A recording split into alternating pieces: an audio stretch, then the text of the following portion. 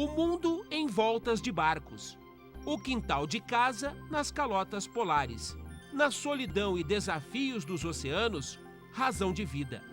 No Cidade Entrevista de hoje, o navegador e escritor Amir Klink.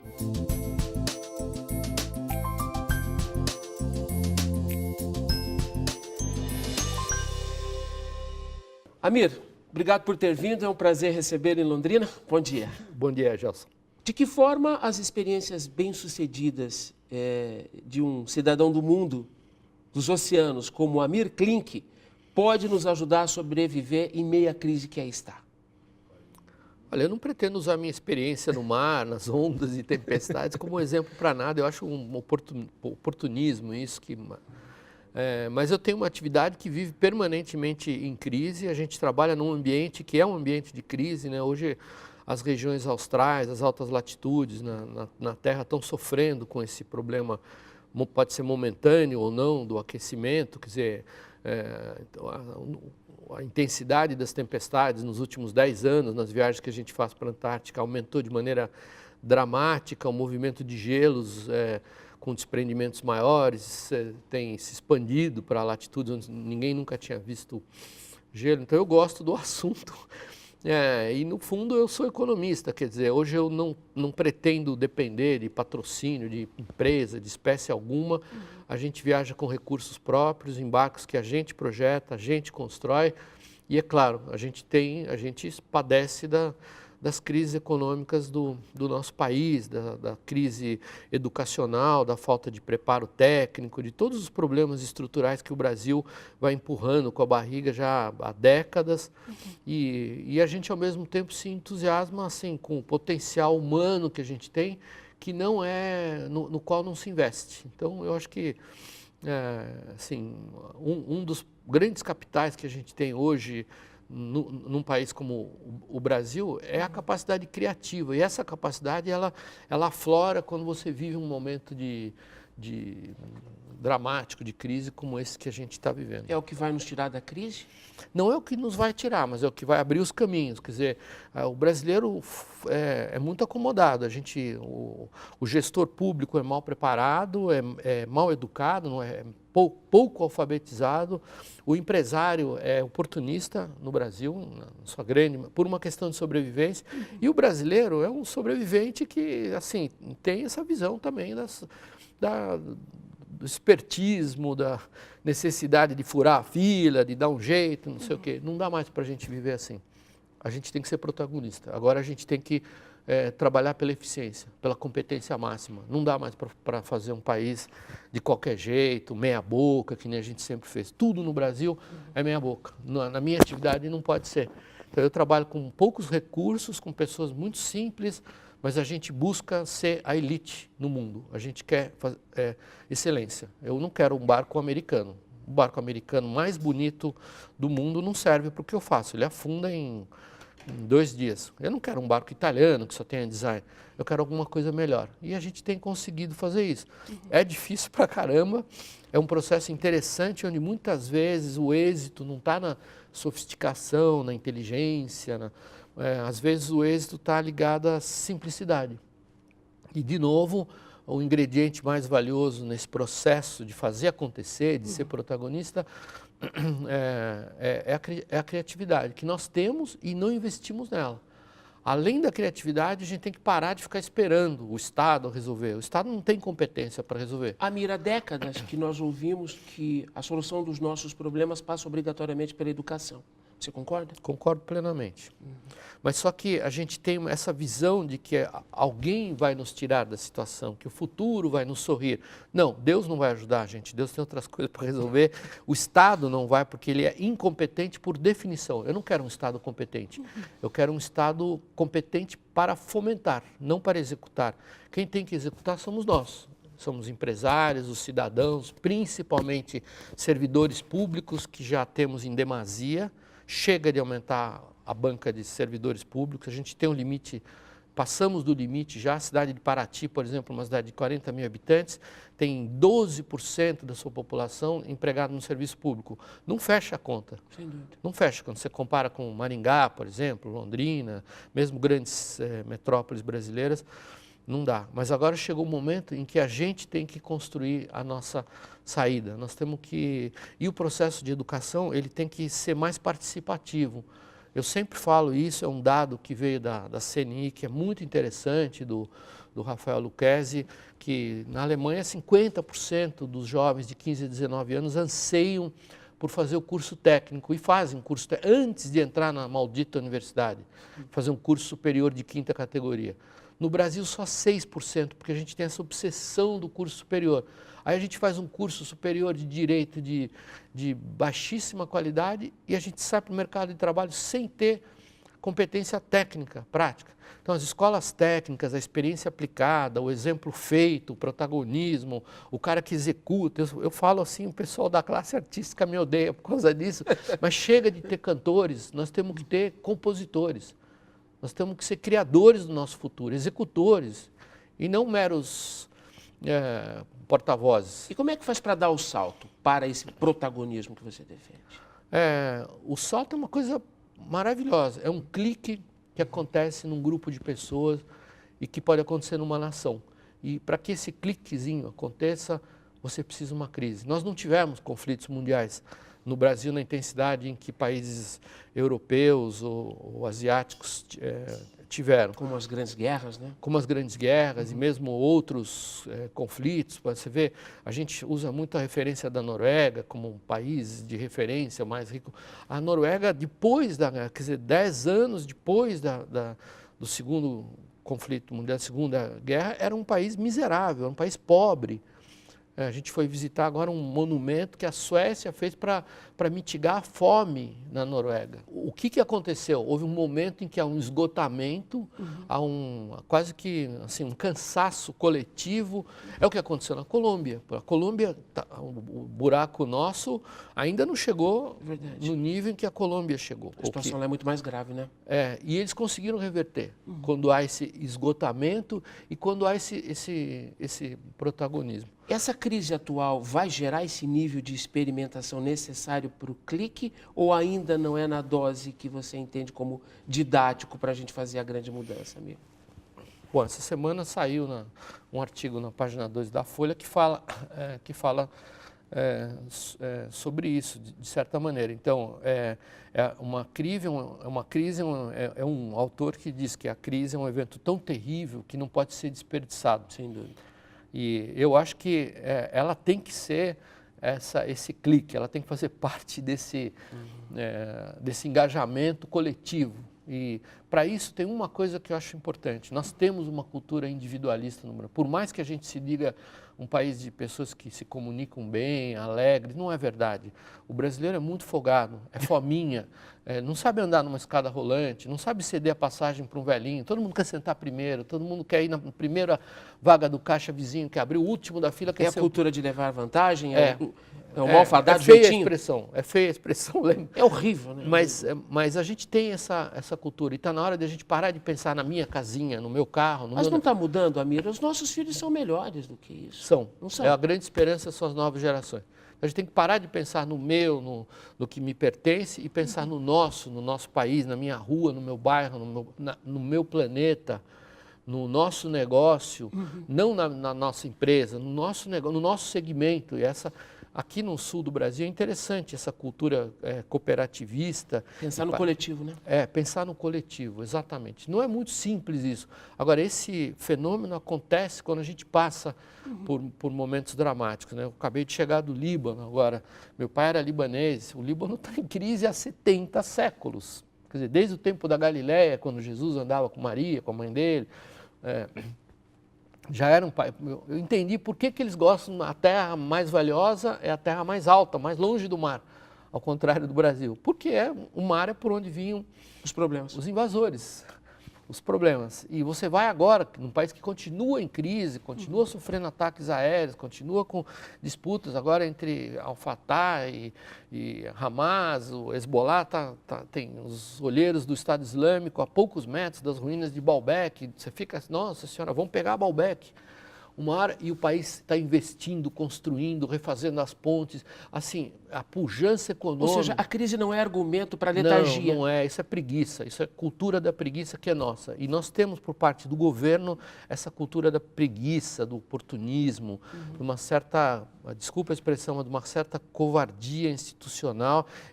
Faltou, não fechou o caixa, aumenta o imposto. Não. É a cultura da desculpa, né? A gente se apega demais à crise, às dificuldades, para justificar aquilo que tem que fazer. Tem que ser mais eficiente. Tem funcionário, tem servidor a mais? Lamento, rua. As empresas, as empresas brasileiras encolheram até o limite máximo da sobrevivência. Por que não tem os dados de desemprego que o governo está colocando? São totalmente mentirosos. São mentirosos. Não tem 11 ou 12 milhões de desempregados, tem muito mais. Tem muitas pessoas que desistiram de procurar emprego e eles não estão inseridos nessa estatística.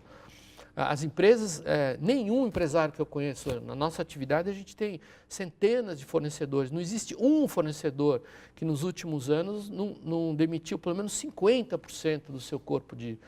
Assim, pior não é isso, pior é que pessoas ultra qualificadas hoje estão fazendo empadinha para vender, estão tentando sobreviver. E é essa capacidade brasileira de sobreviver que ela tem que ser explorada hoje, a capacidade criativa.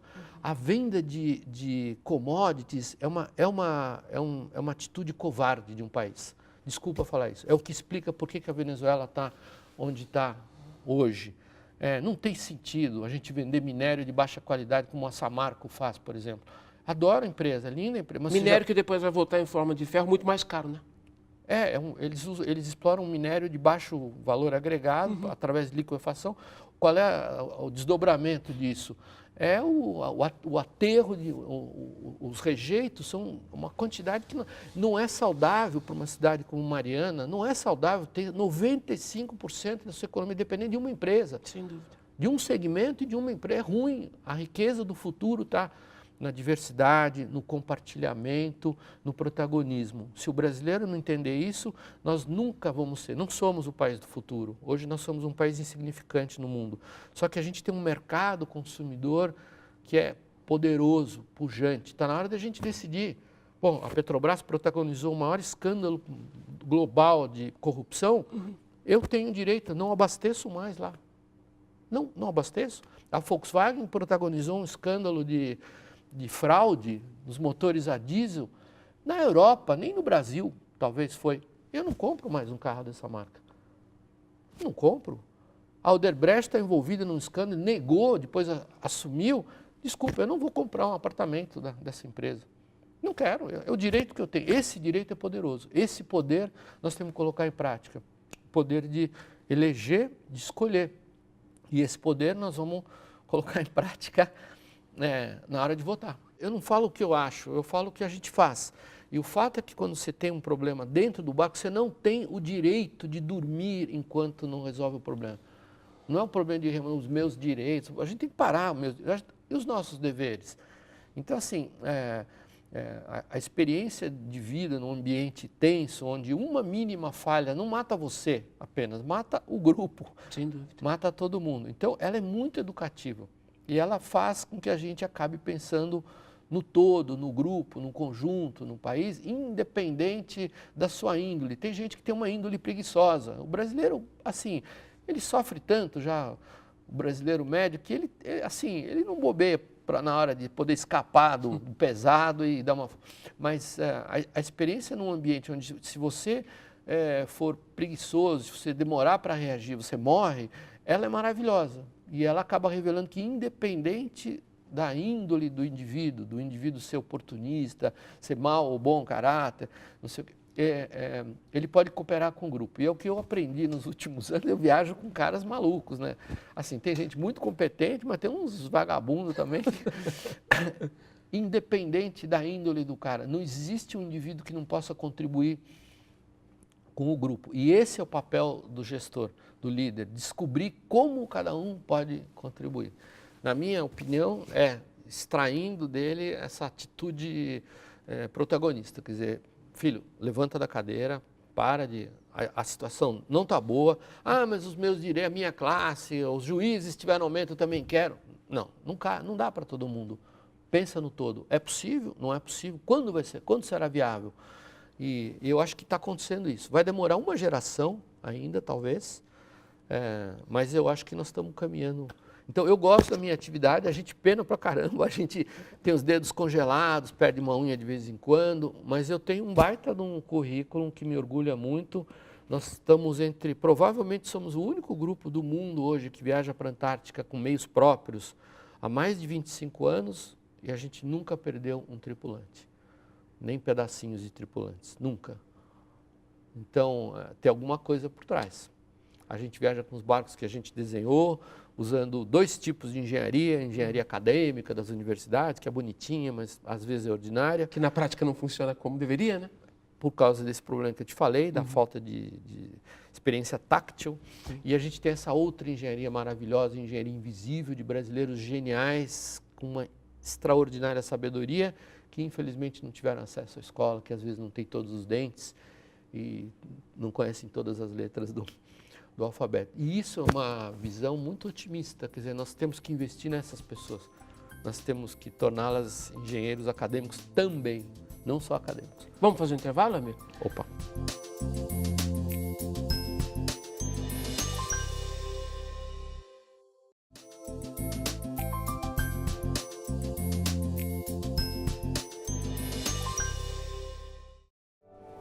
Esse é um barco que vai para a Antártica normalmente com 3 anos de autonomia. Como se você estivesse imaginando o teu mundo no futuro. Tem que começar a conhecer os problemas que a gente gera para desenhar o futuro que a gente quer. Mas o que eu acho mais importante é assim, a experiência que a gente teve de convívio com as pessoas que estão estudando os problemas ligados à pesca e ao excesso de uso dos oceanos. A gente vive hoje um painel muito assustador, onde a gente não tem noção exatamente do que está acontecendo. Quanto que a gente está destruindo, quanto que a gente está consumindo, quanto que a gente precisa para o mundo viver tranquilo. O mar pode proporcionar uma fonte de sustento muito interessante e muito equilibrada, se a gente usar com parcimônia. Estamos cuidando adequadamente dos nossos oceanos, amigo? Não, e principalmente no Brasil. É mesmo? Aí por um problema que é inerente à nossa cultura, que é do desprezo, do meia-boca, do faz mais ou menos. Tudo a gente sabe fazer legal, mas faz mais ou menos.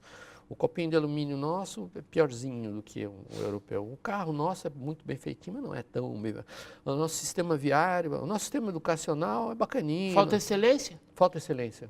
Falta assim, a obsessão pela excelência. E falta um outro aspecto também, não adianta você também só ser protagonista sem ter os dados. Quer dizer, a gente, falando sobre a pesca, no caso específico da pesca, a gente não tem os números, não tem um sistema de avaliação, assim como nós não temos números reais sobre o desemprego, quem está de fato desempregado e quem desistiu de procurar emprego.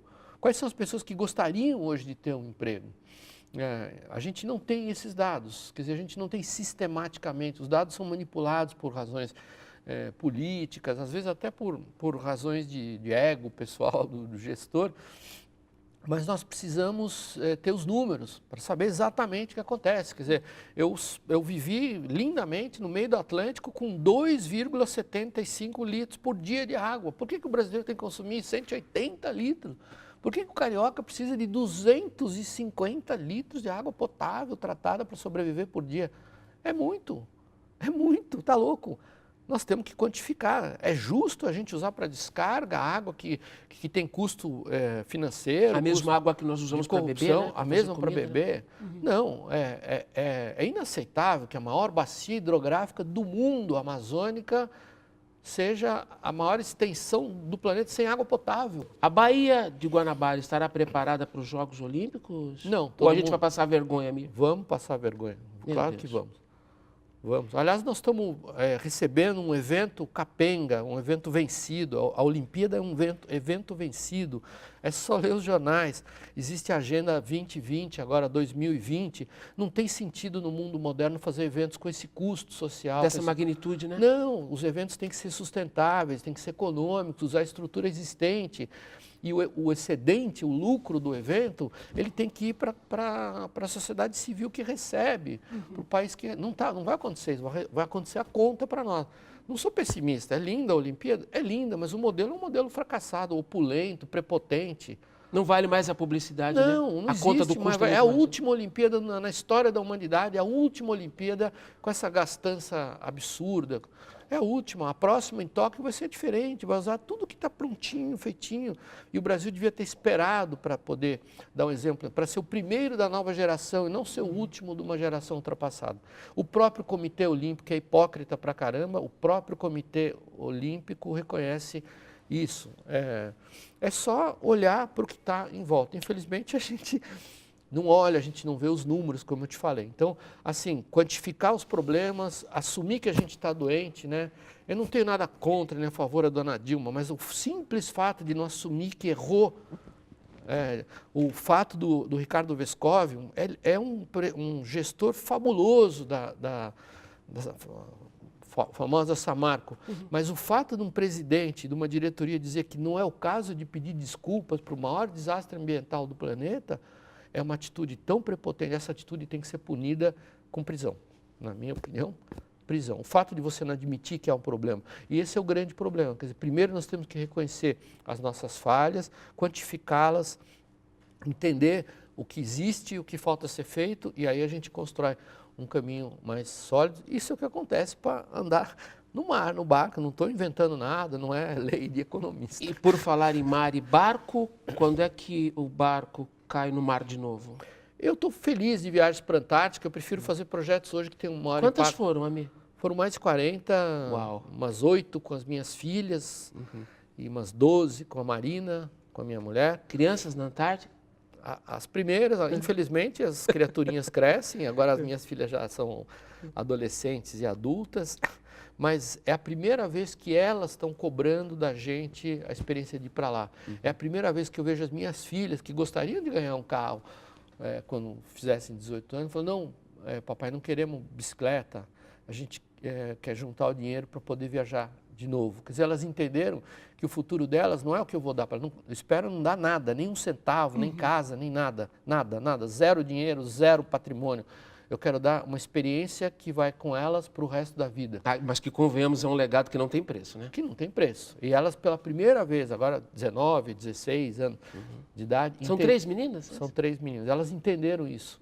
Elas entenderam que o importante é um legado, é alguma coisa que nada vai roubar, que os chineses não vão levar embora, que não vai ser corroída, que é a sua própria história. E no Brasil a gente não tem, até na escola nós temos esse defeito crasso, de o professor não estimular o aluno a fazer o seu diário.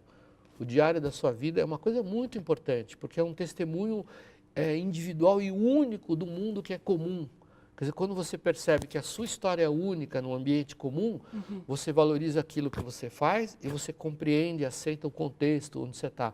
Aquilo que a gente estava falando, o todo, o barco, o comum, que é essa grande dificuldade nossa para o futuro. Amir, você protagonizou coisas incríveis como navegador. Mas cá, na condição de admirador, eu imagino que a experiência de vir remando da África até o Brasil em 100 dias tenha sido a maior de todas as aventuras? Não estou menosprezando o que eu faço, assim, mas foi a viagem mais fácil que eu fiz até hoje. É mesmo? Porque o contexto era terrível. Eu estava devendo muito dinheiro no Banco Francês e Brasileiro por razões familiares. Meu pai era um cara louco que largou toneladas de dívidas e problemas. Eu tinha problemas pessoais. Eu tive a mão direita amputada num acidente e não consegui fazer o implante corretamente. Eu tinha medo, sofria de ignorância também. Então, assim, quando finalmente consegui pôr o barco no mar, era a coisa mais fácil do mundo. Quer dizer, passei 4 anos preparando a viagem.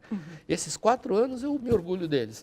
A viagem, qualquer anta que tivesse sentada no barco lá, sem menosprezar as antas, que são bichos maravilhosos, Mas qualquer anta que tivesse lá teria chegado no Brasil. Por uma razão muito simples.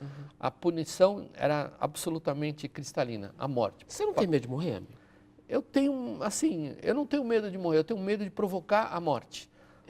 Eventualmente minha e principalmente a de terceiros. Eu prefiro morrer do que provocar a morte de terceiros. Eu não tenho medo da dor. A dor, assim, é desagradável, não sei o quê, mas a dor não me espanta. Agora, eu tenho muito medo de, assim, de perder a chance de colocar em prática. E foi uma experiência linda, onde cada dia era uma vitória. Não foi uma vitória a travessia.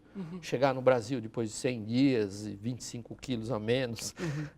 Foi uma vitória, a conquista de cada dia, quando eu achava que era impossível aumentar o desempenho, eu cada dia conseguia melhorar um pouquinho e consegui chegar 6 dias antes. Como é que um cara tão integrado às energias da natureza, em especial a água, lida com o Supremo lá em cima? Você acredita em Deus, amigo? Não. Assim, eu sou apaixonado por religião, porque eu vim de uma família onde tem muitas religiões diferentes. Quer dizer, desde a gente convive com o judaísmo, com todas as religiões no Oriente Médio, hoje em conflito, hoje com facções, inclusive em litígio físico. E eu estudei em escola religiosa, tenho um apreço, um respeito muito grande pela religião. Acho que religião é uma coisa incrível, que nem o futebol, que eu falei, eu não gosto do futebol, é um esporte sem graça, 1h30 termina em 0-0. Mas é uma atividade incrível, um teatro maravilhoso. Pelo nível de paixões que desperta. Claro, desperta paixões planetárias. A religião é do mesmo modo. O que eu sei é o seguinte, quando você tem que resolver os problemas, é uma covardia. Acho que Deus existe para a gente dividir as coisas boas que a gente conquista, para melhorar o que a gente tem. E não para cobrar dele, pelo amor de Deus, me tira da fria. O cara, para mim, que pede para Deus tirar da fria, é um covarde, tem que ir para o fundo. Então, assim, aqui, eu sempre falo isso no bar, aqui, não sei qual é o seu credo, mas aqui, desculpa, Santa Clara não vai melhorar o tempo, Deus tem outras coisas para resolver. Se você não puser a mão na massa com competência e dedicação. Claro. Então, assim, acho impressionante como a fé move pessoas no mundo, né? Eu estive agora na gruta no Líbano, pouca gente conhece. Jesus era judeu e a mãe dele, Maria, era judia, ortodoxa. Ela não entrava nas cidades pagãs. Nós tivemos em Saida, e eu que não gosto de visitar assim templos monumentais, mas todos os grandes locais de contemplação cristã no mundo foram transformados, modificados, adulterados. Mas esse era em Saida, tem uma gruta chama Notre-Dame de l'Attente, a Nossa Senhora da Espera, que era onde a mãe de Jesus, Maria, por ser judia, ela não entrava em cidade pagã. E ela esperava Jesus descer quando ele vinha do Antilíbano para a cidade de Saida, de Sidom, e ele fazia as suas pregações e voltava para dormir. E foi a primeira vez que eu me senti próximo do cara que mudou a história da humanidade. Você pode ser cristão, ou judeu, ou budista, mas ele mudou a história da humanidade. Mas não há como não deixar de reconhecer o papel que ele teve. E essa gruta está lá, a reentrância na pedra onde Maria dormia. Intocada. Intocada e sem ingresso, código de barras para entrar, guia turístico. Sem multidões? Nada, uma menininha de 11 anos vendendo um relicário. Eu que nunca andei com essas coisas, estou com um aqui, que um relicário de Maria aqui. Está aqui, ó, que eu ganhei da menininha. Custa 20 centavos esse relicário. Mas o fato de a mesma pedra onde eles tocaram, eu fui lá e toquei. Fiquei umas 2 horas e falei, puxa, é muito incrível. Agora eu estou pesquisando os lugares por onde Jesus andou, na antiga Galileia, que hoje são Líbano, Israel. Porque é muito interessante assim, o poder que um credo tem em relação à história da humanidade, que é a convicção de uma pessoa. Tem todas as histórias que são questionáveis sobre o catolicismo, o fato de atravessar o mar ou não, era uma maré de Cisígia. Bom, é difícil explicar para um leigo o que é uma maré de Cisígia, para você passar pelo mar. O mar da Galileia, que não é mar, é um lago salgado, que você dá a volta nele para chegar do outro lado. Mas é muito interessante o poder da fé. Amir, muitíssimo obrigado por ter vindo. Foi um prazer enorme recebê-lo, tá? Prazer estar aqui.